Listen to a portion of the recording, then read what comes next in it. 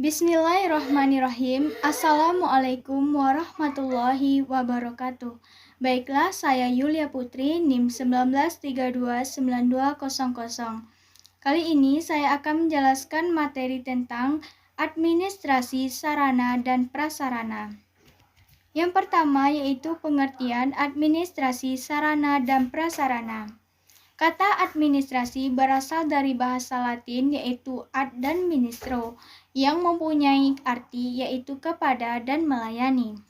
Administrasi dapat diartikan pelayanan atau pengabdian kepada subjek tertentu.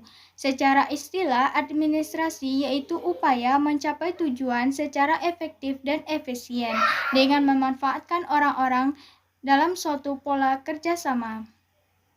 Sarana adalah alat yang digunakan secara langsung untuk mencapai tujuan, misalnya ruang kelas, buku, papan tulis, dan lain sebagainya. Sedangkan prasarana adalah alat tidak langsung yang digunakan untuk mencapai tujuan dalam pendidikan, misalnya lokal, tempat bangunan sekolah, lapangan olahraga, dan lain sebagainya. Yang kedua yaitu proses administrasi sarana dan prasarana. Secara kronologis operasional kegiatan administrasi sarana dan prasarana pendidikan. Yang pertama yaitu perencanaan barang. Suatu kegiatan administrasi yang baik harus diawali dengan suatu perencanaan yang matang dan baik dilaksanakan demi menghindari kesalahan dan kegagalan yang tidak diinginkan. Yang kedua yaitu pengadaan barang.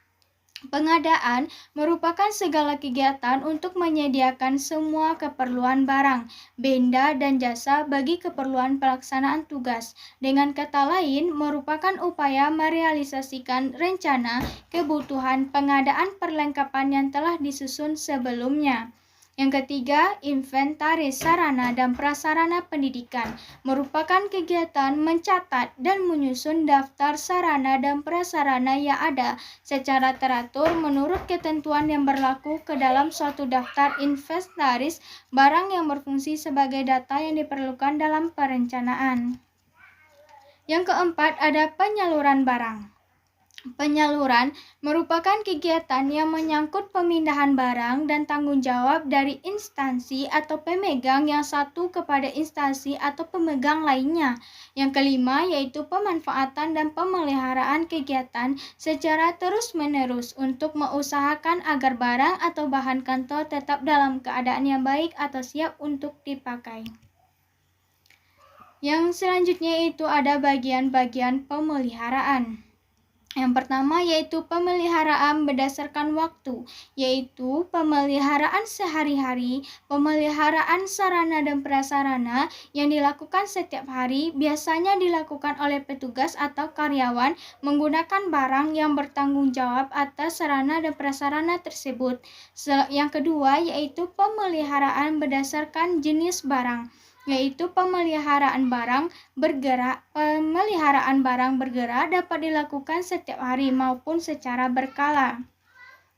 Yang selanjutnya yaitu penghapusan suatu proses kegiatan sarana yang bertujuan untuk mengeluarkan atau menghilangkan barang-barang milik negara dari daftar inventaris negara berdasarkan peraturan perundang-undangan yang berlaku. Apabila biaya rehabilitas barang terlalu besar sedangkan pakaiannya terlalu singkat, maka barang tersebut lebih baik tidak dipakai lagi dan dikeluarkan dari inventaris. Selanjutnya ada pengawasan seluruh kegiatan administrasi sarana dan prasarana pendidikan.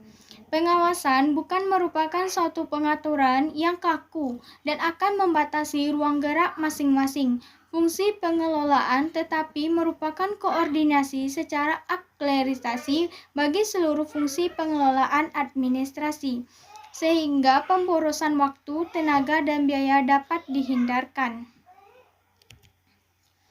Peran guru dalam administrasi sarana dan prasarana pendidikan. Yang pertama yaitu terlibat dalam perencanaan pengadaan alat bantu pengajaran. Yang kedua, terlihat dalam pemanfaatan dan pemeliharaan alat bantu pengajaran yang digunakan guru. Yang ketiga, pengawasan dan penggunaan alat praktek oleh siswa. Hanya itu dari saya, semoga materi ini bermanfaat untuk teman-teman sekalian. Assalamualaikum warahmatullahi wabarakatuh.